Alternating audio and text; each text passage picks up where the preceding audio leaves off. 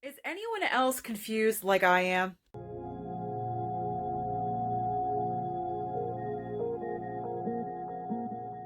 What is up, everyone? Welcome back to my channel. In tonight's video, I am reviewing the movie that everyone has been talking about, Tenet, written and directed by Mr. Christopher Nolan. Now, the big question is this movie the movie that is going to save movie theaters?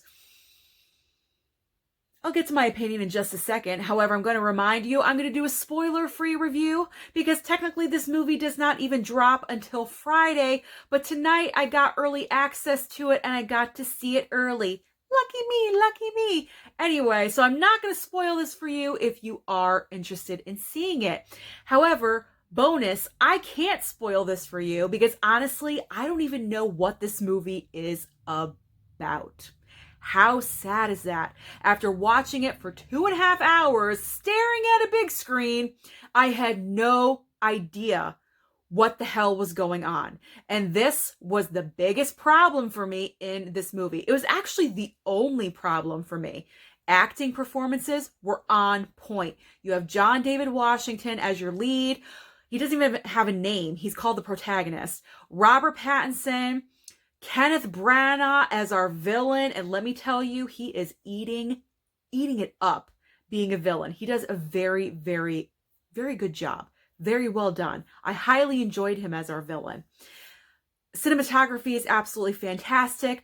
The fight sequences, the car chases, everything is wonderful. Even the music, however, that's another big problem for me. Now, when this movie starts, it takes off like a freight train. It really does. You're instantly inserted into action, and it pretty much does not stop for all 2.5 hours. However, the biggest problem with this was I could not understand what people were saying.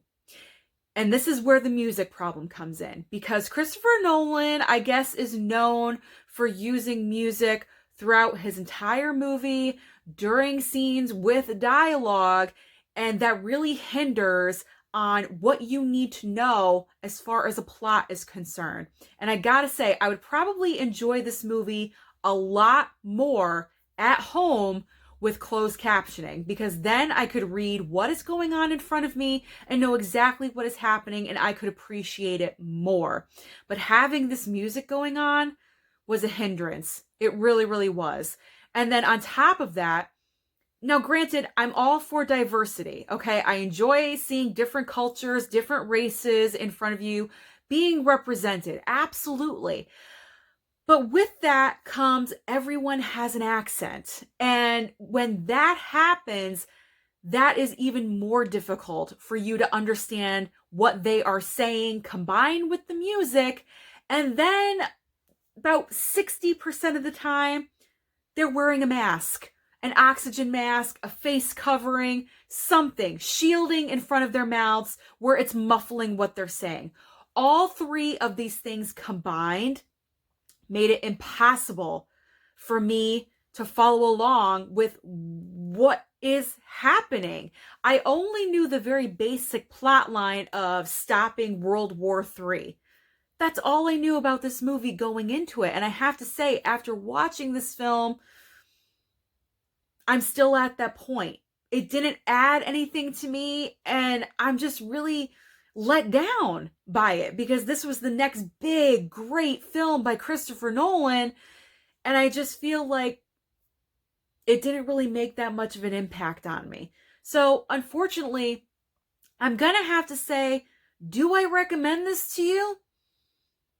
Not necessarily, because also combined with the music, this movie is extremely loud, and I did not see it in Dolby this time. I saw it in a regular theater, and it was so loud, sometimes I had to cover my ears. I don't know if it was the way he filmed it. I don't know what the issue was, but all of these factors combined overshadowed all of the good parts for me, and honestly, I'm probably not going to buy this on Blu-ray.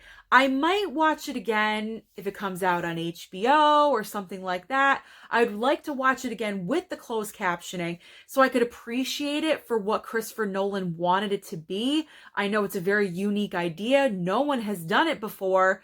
And I really want to appreciate it. But in the theater where you're supposed to see it for the first time and be wowed by it, I wasn't wowed by it. I really, really wasn't. I was like, okay, I saw it once and done, and I'm going to move on with my life. So as far as Tenet goes, go and see it if you want. I know it's the big, big, big new release, but honestly, I'm more looking forward to Wonder Woman 84 and Black Widow, but that's just my opinion.